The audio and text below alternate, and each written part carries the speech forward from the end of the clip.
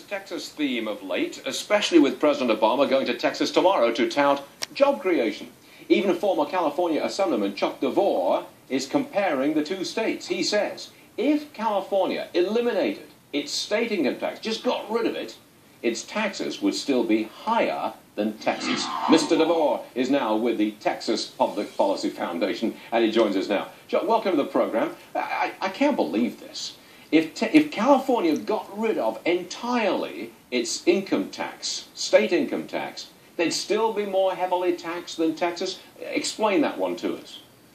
Well, it was amazing to me, but Stuart, one of the themes that I've been hearing recently after I moved from California to Texas is that, well, Texas can afford to tax less because they've got all that oil and gas, and that's really what pays for government. Well, I looked into the numbers, and oil and gas severance revenues, severance taxes, fund a little less than 4% of Texas state and local government.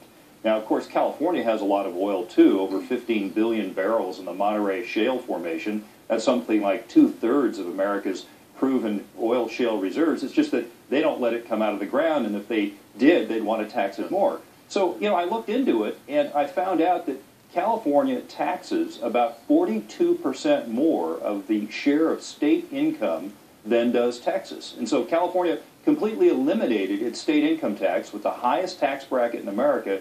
It would still take about 4% more of its people's income than is the case in Texas. So you moved to Texas. I remember you came on the show and told us about that. I take it that you like it? You settled in okay, have you? Texas is the land of liberty and freedom, and that is why so many people are voting with their feet and moving to Texas. The president is going to be here in Austin tomorrow. Yeah. And one of the things that I've looked up just yesterday is that since he has become president, Texas, compared to California, as a proportion of the population in each state, has produced more than 10 times the amount of jobs as has California.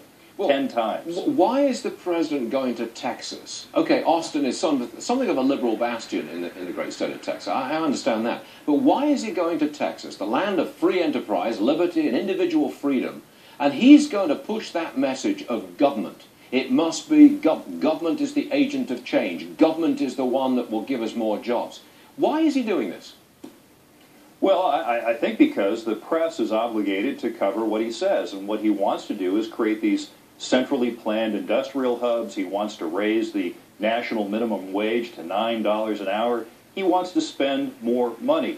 And the thing that's important to understand is you have two models. The two biggest states where 1/5 of Americans live, very similar in size, very similar in demographics, very different in their governance. California takes 42% more of its income of the people than is the case in Texas.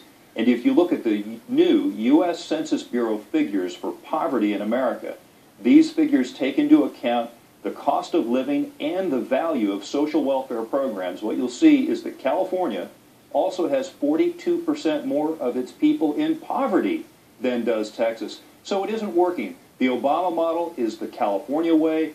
The Texas model is the free market way. It is not what the president is advocating. All right, Chuck DeVore, happy in Texas. Thank you very much for joining us. Appreciate it. Thank you.